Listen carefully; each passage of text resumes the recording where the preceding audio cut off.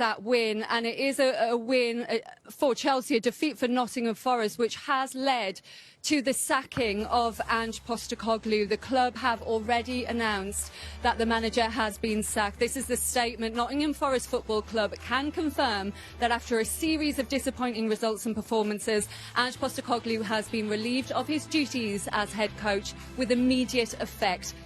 The club will make no further comments at this time. Well, we know the owner isn't a man for patience, but that was a very quick reaction today. Peter, your response? Yeah, I think the decision was made the minute he left his seat. I think it was the empty seat spoke volumes. I think myself and Glenn were discussing off air.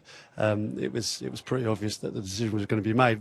The fact that it's been made quite so soon after the game, I thought he might have let the dust settle a couple of hours. But this chairman certainly doesn't mess about. What was the point, Glenn, where you felt there was no way back?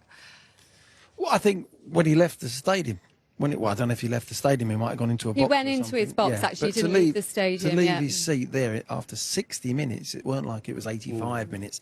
I think that was a statement in itself, really, in many ways. But like Peter, I'm surprised he's done it so quickly after the game. Let the dust settle and let Ange sort of have a little bit more pride and going out. But this is football. Eight games, all right, they haven't gone very well, but after 8 matches, if you're a manager, there's no time at all. It really isn't. Even though results are not going great, if you bring somebody in that's going to be right for the club, and you think he's right for the club, surely he's got to be given more time than that. I'm putting my manager's head on. But at the end of the day, with this owner, no, he's going to make his decisions and move on to the next one. Do you think it's a ludicrous amount of time to be making a change, Peter, after 8 games in charge? I think, yeah, I mean, you'd expect more. I mean, it's really difficult for Ange, but I do think the results were there. And I think the way the crowd were, there was a kind of almost a toxic atmosphere before the game. They've all left the stadium. I do think it was beginning to be a real problem, and I don't think results would have got better as quickly. It's probably the right decision, although it does seem incredibly unfair after just 8 games. But even when he was hired, I mean, his beliefs and his philosophy was so different to what Nottingham Forest had done so well in the previous season. I think everyone in football was a little bit surprised by the appointment being chalk and cheese. It was so different to Nuno, and they had great success under Nuno. Given that, do you think he was almost doomed from the start?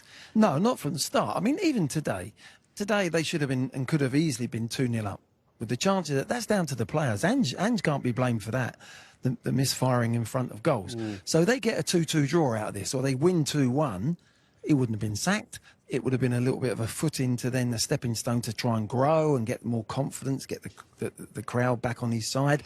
They're the small things. They're the dividing line. So whoever comes in at this football club as manager knows he's got 8 games.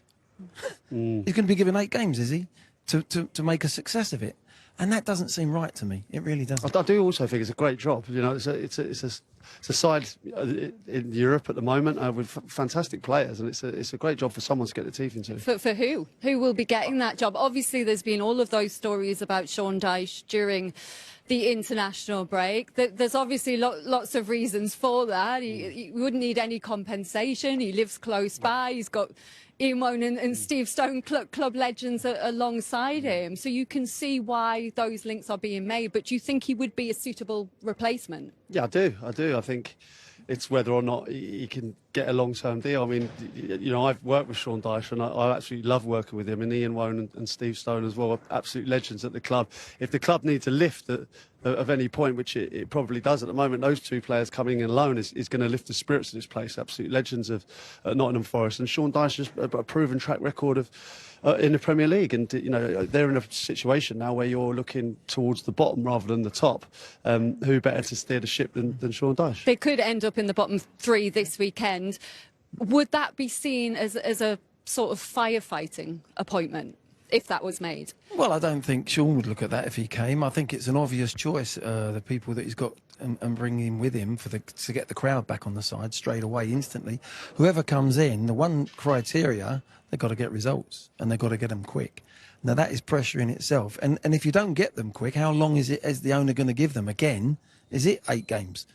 So, you know, Sean would know, or whoever comes in would know, actually, we're up against it.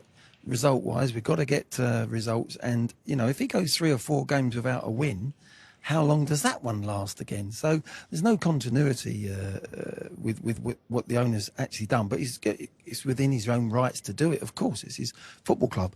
But I'm thinking from a manager's point of view, it's impossible to... He hasn't had a pre-season. Amorim kept saying when he went into Man United, I need a pre-season, I need a pre-season.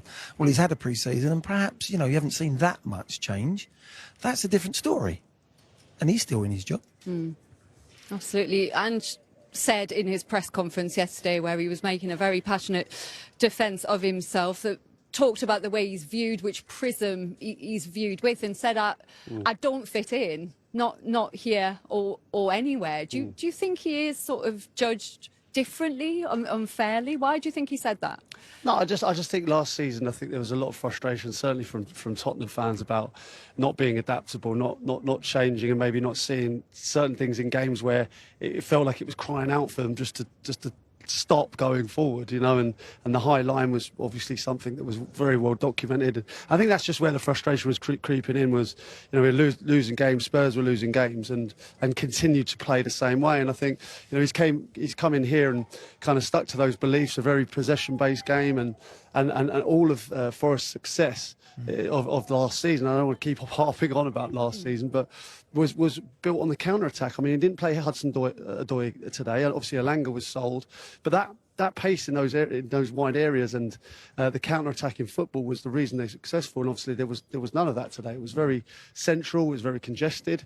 You know, although they had chances, it was very much of Chelsea creating their own problems, really. Well, there's much more to come from us, much more to come from the City ground after that news, straight after that 3-0 defeat by Chelsea here against Nottingham Forest, that Ange Postecoglou has been sacked. The owner, Evangelos Marinakis, acting very quickly after this game.